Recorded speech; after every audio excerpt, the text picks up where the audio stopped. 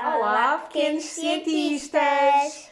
Nós estamos aqui porque, nesta altura de isolamento social, quisemos partilhar convosco algumas experiências que estavam propostas para a nossa escola, para realizarmos em ciências experimentais, e não foi possível fazermos presencialmente.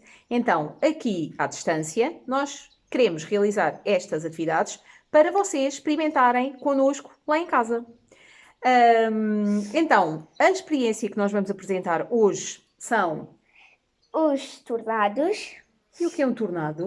Um tornado é um fenómeno natural da Terra. Que ocorre em regiões quentes, quando são atravessados por frentes frias, ventos frios. Portanto, essas diferenças de temperatura, umidade, originam tornados, que são, na verdade, ventos que ocorrem a grandes velocidades e que depois causam devastações, destruição dessas regiões.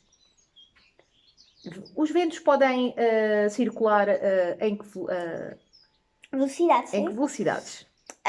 De 60 a 180 km por hora. Quilómetros por hora, exatamente. Portanto, vejam que não devem confundir também um tornado com um tufão, um furacão, é a mesma coisa, tufão ou furacão, mas os tornados são muito diferentes, portanto, são muito mais devastadores,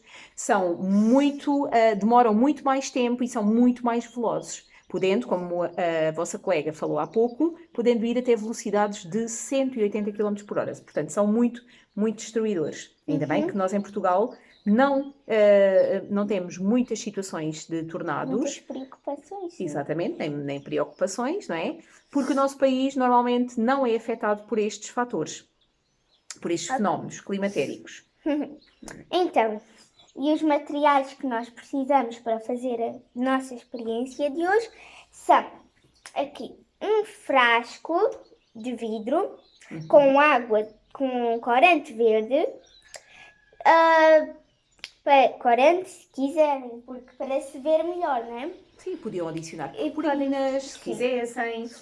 E pode ser da cor corante, se quiser, da cor que quiserem, não é? E pronto.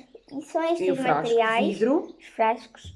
Há outras atividades, há outros materiais que podiam utilizar, mas nós escolhemos estes materiais, exatamente, que eram aqueles que nós tínhamos cá em casa. Portanto, o que é que nós vamos simular? Vamos simular então um tornado, fazendo aqui um movimento giratório e observando aquilo que acontece. Portanto, nós com água estamos a simular um tornado. Obviamente o tornado não se baseia na água, mas sim no vento, mas podemos simular essa velocidade e esse aspecto, parece um funil.